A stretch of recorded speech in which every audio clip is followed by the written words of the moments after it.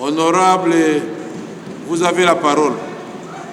Honorable Président, honorable membre du bureau, honorable député, chers collègues, je prends parole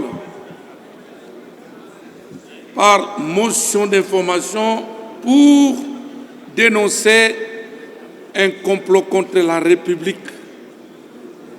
En fait, honorable Président, vous êtes sans ignorer et vous maîtrisez mieux les dossiers que moi, la situation du port en eau profonde.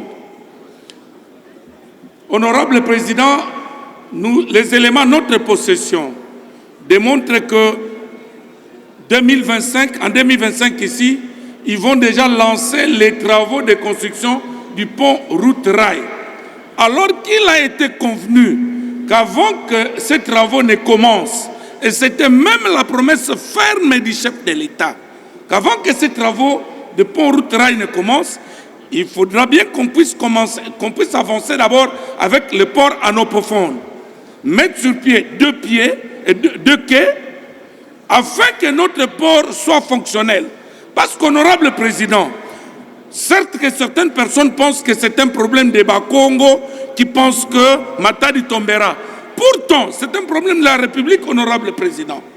Parce que si rien n'est fait au port en eau profonde, vous allez comprendre que nous serons comme des sous-traitants du Congo-Brazzaville.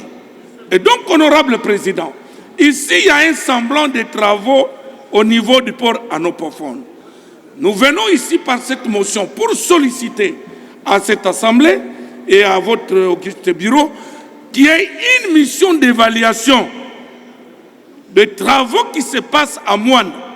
Parce qu'on ne peut pas lancer les travaux du pont route-rail juste pour trahir même le chef de l'État qui a promis, qui a fait une promesse ferme devant cette Chambre.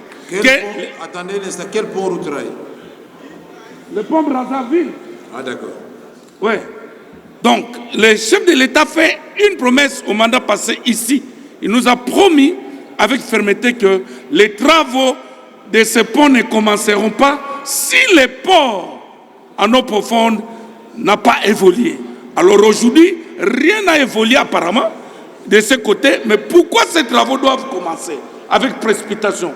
Et qui sont derrière ces complots, honorable Président?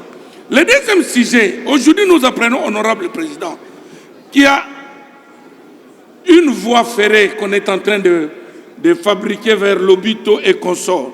Alors qu'honorable Président, c'est presque le même coût, mais pourtant on peut aussi prendre, il y a un projet de voie ferrée qui commence vers Kolwezi jusqu'au Congo central.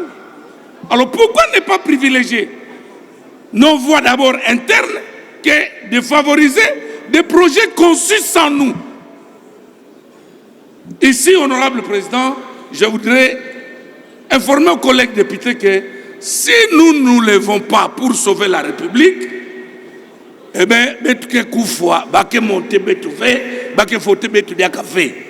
je dis honorable Président.